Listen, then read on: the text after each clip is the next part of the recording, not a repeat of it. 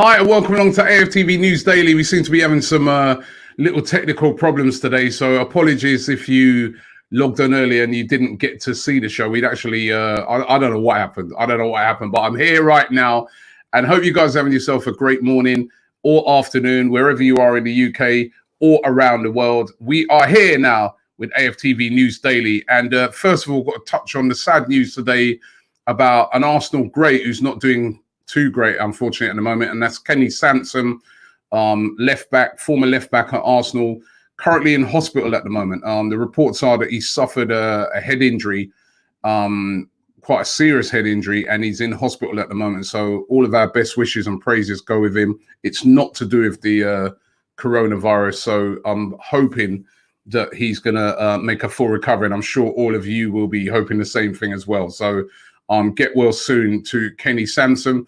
Also, Unai Emery's been talking again. He's been doing a lot of talking since he's left Arsenal, and he's talking again. And that's why he's going to make Arsenal very happy to hear him talking all the time. But some interesting things he spoke about.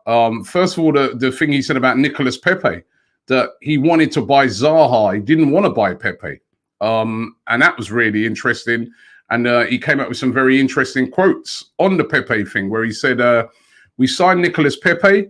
He's a good player, but we didn't know his character, and he needs time and patience. I favoured someone who knew the league and wouldn't need time to adapt. Wilfried Zaha won games on his own. Tottenham, Manchester City, and against us. Incredible performance. I told him, this is the player I know and want. He then went on to say, I met Zaha and wanted him to come, and he wanted to come, sorry. The club decided Pepe was the one for the future. I said yes, but we need to win now, and this lad wins games. He beat us on his own. It was also true that he was expensive, and Palace didn't want to sell. So that very interesting things that he was saying there. I remember at the time, I was sort of saying, let's get Zaha, and for that sort of same reason, that he's Premier League ready and he was ready to go right now. But we went on to get Pepe. Interestingly, if you compare the two of them this season, Pepe's actually scored more goals than Zaha and had more assists than Zaha as well. So you could argue that it was the right decision to get Pepe, but Unai Emery definitely wanted to get Zaha over Pepe. And also interestingly was what he said about Mesut Ozil. Pretty damning, really, in some of his comments about Mesut Ozil. Particularly with this one, he says, I spoke a lot with Ozil, and he has to be self-critical too and analyze his attitude and commitment. Wow. And he said, I tried with all my might to help Ozil throughout my career. Talented players have reached their best level with me. I was always positive and wanting him to play and be involved. In pre-season, I told him I wanted him to recover the best Ozil. I wanted a high level of participation and commitment in the dressing room. I respected him and thought he could help. He could have been a captain, but the dressing room didn't want him to be. That's not what I decided. That's what the players decided. Captains are the ones who keep defending the club, the coach, and their teammates. So that is very, very damning about Mesut Ozil. A lot of people talk about his commitment and attitude when he's playing, and you're hearing it there from Unai Emery. He's basically saying that he didn't like his attitude and commitment, and obviously thought that was lacking. So very damning from him there. He also went on to talk about Aaron Ramsey. He spoke about number one, he didn't want to sell Ramsey. The club sold Ramsey. He wanted him to sign a new deal, but financially, Arsenal decided to sell Ramsey, to let Ramsey leave for free.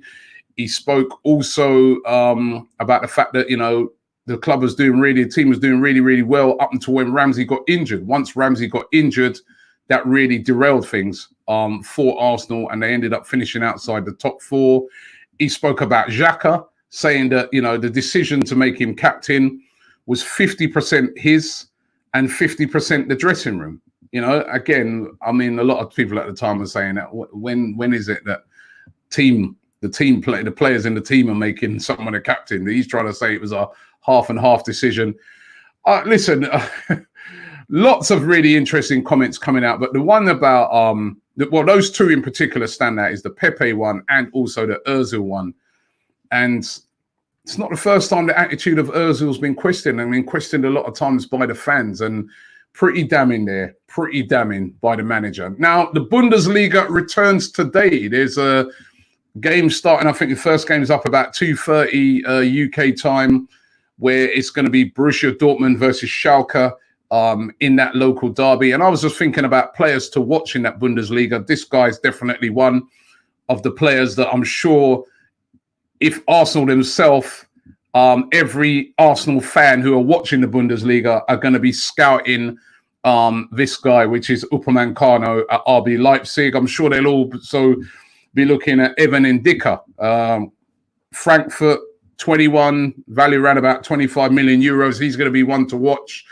Definitely a player that is looking like he could be somebody special in the future. There's guys like Dennis Zakaria at Borussia Mönchengladbach, defensive midfielder. I'm going to be interested to see how he gets on. We've been linked with him. Jonathan Tah, Bayer Leverkusen. Going to be keeping an eye out for him as well. Jonathan Tah, a lot has been spoken about him. And of course, there's Kai Havertz as well at Leverkusen. So I'm sure that everybody's going to be looking at those players and really, really interested to see how they get on with the Bundesliga kicking off today. And also, everybody's going to be keeping an eye on the Bundesliga to see what happens with it. You know, the Premier League especially, because they're looking to follow the same sort of blueprint as what's going on there. So it's going to be really interesting to see what happens with the Bundesliga today. Let's get into some of your comments. Obviously, a lot of people talking about what Unai Emery said. AJV1 says, imagine thinking Zaha is better than Pepe based on stats. I'm just going off of the stats this season, mate, right? I'm saying that Unai Emery's comments was, we wanted to get Zaha now because he's Premier League ready and we wanted to be able to win now. Well, actually, I'm saying Pepe's stats in his first season, remember, this is his first season in the Premier League, his stats is better than Zaha. So if you're talking about, I want to get a player in now, right, he's done better. Zaha's not had a great season, you know. So, you know, that's, yeah. Omar says Pepe is better than Zaha.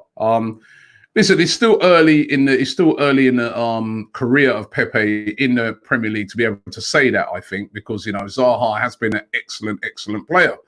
Harvey Palmer says Pepe is a better player, but Zaha has played in the Premier League for years. Pepe has had 1 year to adapt. Well, he ain't even had 1 year. Remember, we haven't even finished the season yet. Tejas says Pepe flop. He hasn't been a flop. Anybody who says that Pepe's been a flop hasn't been watching him this season. He hasn't been playing week in, week out, but he's starting to settle in. I think he's one of the players that will look at it at this whole coronavirus break and everything and think to himself, if only the season would have been continuing on, because he was just starting to bubble up. He was Mikel Arteta was playing him week in, week out. And then we've had the halt to the season. So, but he's definitely he's underachieved because of the price tag. And we thought, wow, he's going to be, you know, you expect everybody to hit the ground running, but we've got to give him time. Robert Pires, Thierry Henry, when those guys came in, they didn't just hit the ground running straight away. It took them a season, you know. This AJV1 again saying Pepe doesn't even start ahead of Zaha for his country, right? But as I said, Zaha is a more established player than, and, you know, they both play for the country. So, you know, that's not really, you know. Numia says Pepe is better than Zaha because Zaha never gets assists or goals. Well, he's having a tough time of it this season, Zaha. But I rate Zaha. I've always rated him. He's a quality player. He's a quality player. Joey AFC Largy says, hope Kenny get well soon. Sad news. Praying for him to get well. I'm sure every Arsenal fan is. He's a definite legend of the club. As I said, he's had a few issues since he's, you know, finished football. And, you know, we all know sometimes for some of these footballers, it's really, really tough when you've been doing something week out. It's been your life since you were a little kid. And then all of a sudden, it's it. That's it. It ends. And especially for players of that era, they don't have in place what a lot of players now have, which is people to talk to them, people to guide them, people to help them. They didn't really have that in those days. So literally they just went from fame, fortune, bang, just to no football no more. And there's been a lot of stories of depression and gambling and, drink alcohol. And these players do need help to assimilate them once they do finish football. So get well soon, Kenny Sansom, a definite legend of the game for Arsenal. Herman says, Robbie, don't forget Zaha is still playing at Crystal Palace and Pepe is at Arsenal. I think Zaha's score point will be different in our team. Have we been any much better than Crystal Palace? Look at the table. You know what I mean? So I don't think that makes a difference because you could say we've more or less been on par with Crystal Palace. Ryan says, you Arsenal fans complaining about Unai Emery when he's speaking the truth need to accept it. Well, on the Ozil, listen, he's speaking from the point of where he was. I do think Unai Emery is starting to come across, though, like he's blaming everybody else, right? Whether he is or not, maybe he's not, but that's how he's coming across. It's like, in all these interviews, I never really hear him saying, well, I should have done this, or I never did that, and it was my fault. You've got to take your own responsibility. You are the manager. You are the manager. So a lot of blaming from Unai Emery. Sometimes you've got to just, ultimately you are the manager, and that's why you lost your job, because you wasn't getting the best out of these players. We've seen a new manager come in and start to turn some of these players around. And interestingly, and you should try and read that interview. I think it's in The Guardian. It's an interesting interview. Unai Emery's talking about how even the language thing and how people were mocking his language, but they only mocked it when we lost and stuff like that. I just feel that, whilst he's obviously telling the truth on some things, we could see the attitude weren't right with Ozil, but was that anything to do with him? Was it the way he spoke to Ozil? Was it that, these things as well have to be factored in. So it's about taking responsibility for your own things as well. I don't see enough of that from him. I really don't. Amar 23 says, well, Emery in a season and a half never could decide his favourite number 11. We lost Ramsey because he wasn't going to be in Emery's plans. Also, it was the manager's job to decide the captain, not the players. Again, that's another one. You know what I mean? When I talk about responsibility, I never know. I mean, this thing about going into the dressing room and saying, right, guys, we're going to appoint a new captain. We're going to do a vote on it. You guys let me know. That's not how I've ever understood captaincy to go in any team, not even you playing Sunday League. You look around the team and you say to yourself, you know what? I think that guy there is captain material.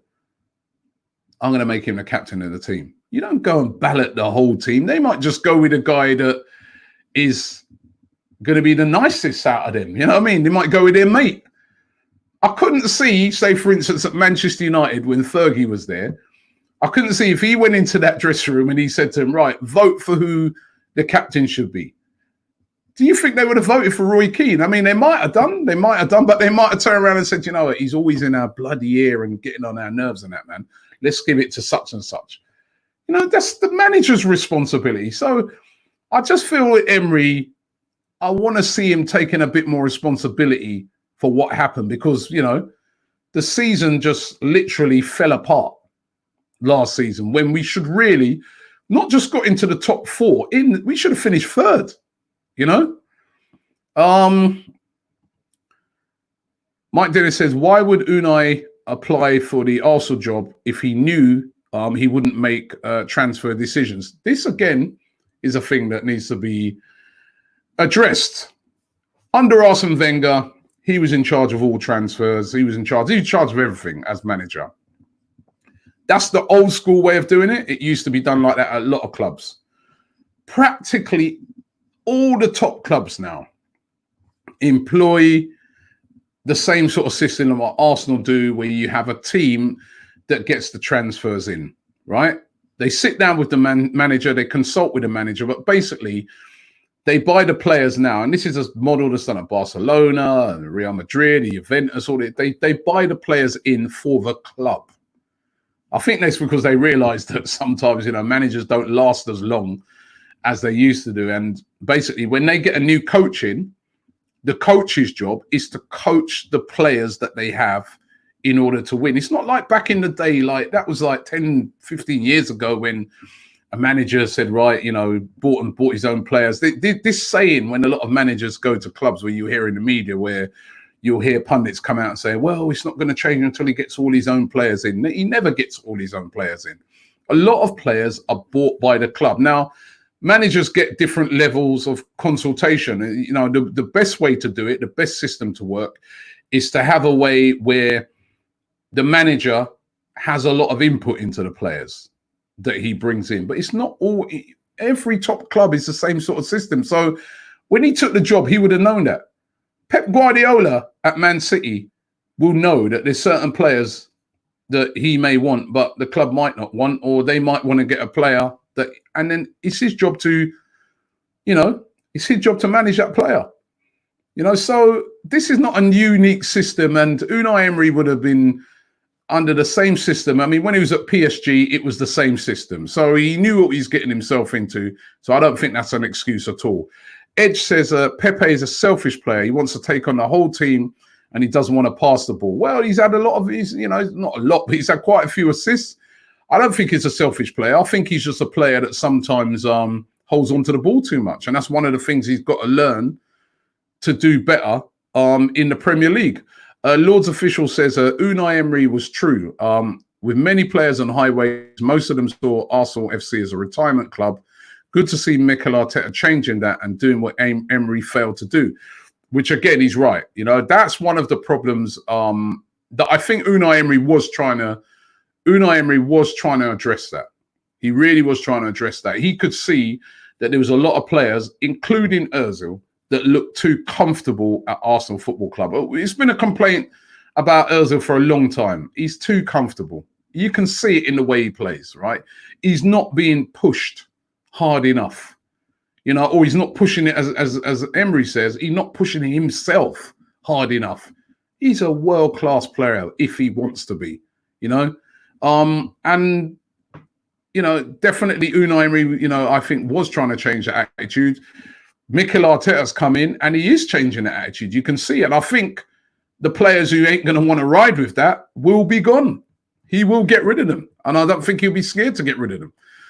Daniel says, I know Ozil has a lot of fans, but for God's sake, he's a disgrace.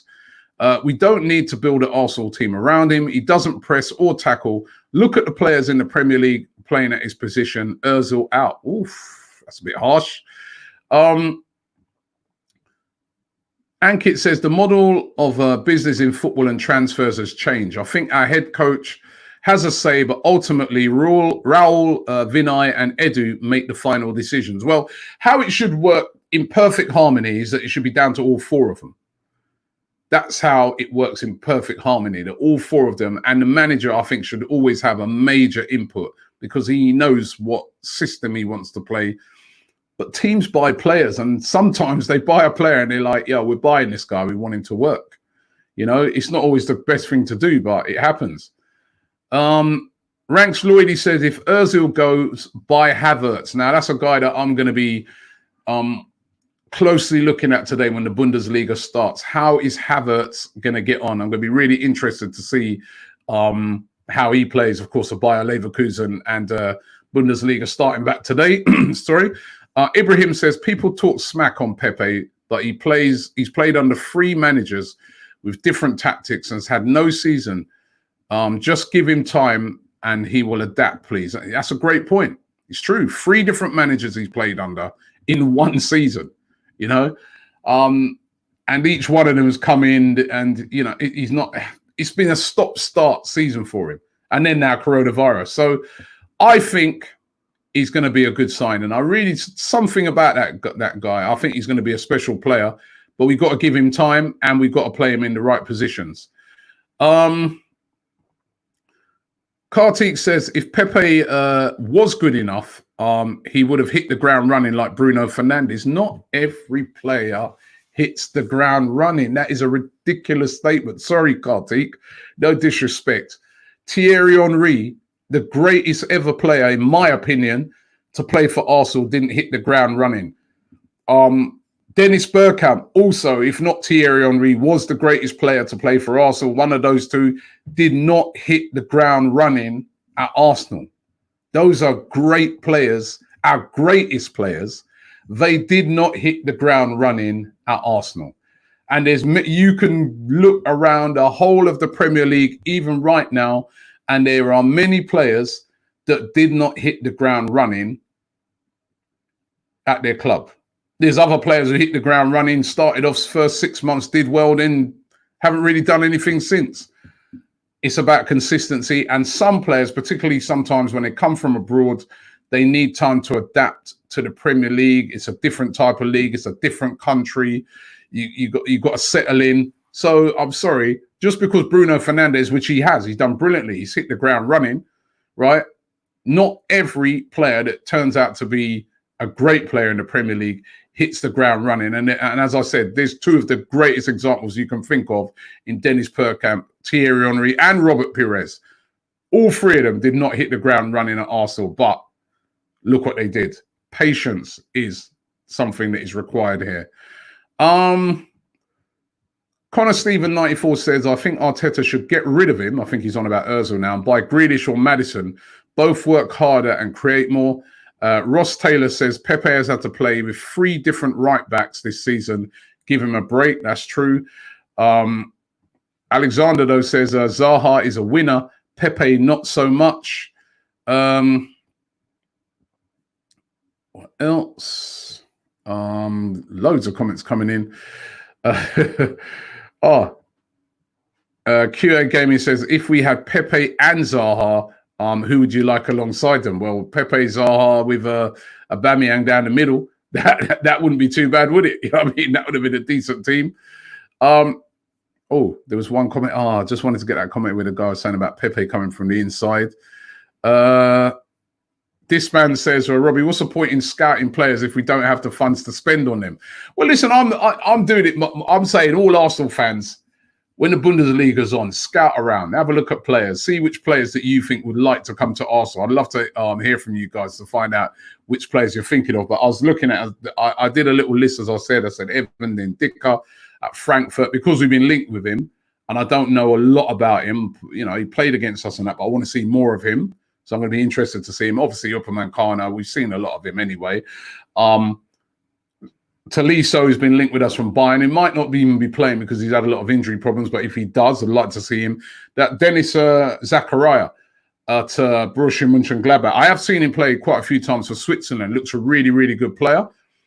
But if these rumours about Torreira are true and him possibly moving on, Zakaria as a defensive midfielder has done really, really well in the Bundesliga. I'd be interested to see how he gets on. Jonathan Tah at Leverkusen. You know, and of course, Kai Havertz. Of course, we're not going to, you're right, we won't have the money to get Kai Havertz, but, you know, I wish we could. And you never know. I think, you know, there's going to be a lot of transfer rumours. All of it. You watch for tomorrow how many different transfer rumours linking Arsenal to German players emerge after those games are played today. Ibrahim says, if Stan doesn't sell to Dangote, the club needs to rely on the youth system where we build and sell players for money, since Stan doesn't seem keen on spending and Dangote has ambitions for the club. Well, has he got the money? Link82 says, Pepe is one of the most skillful players in the league.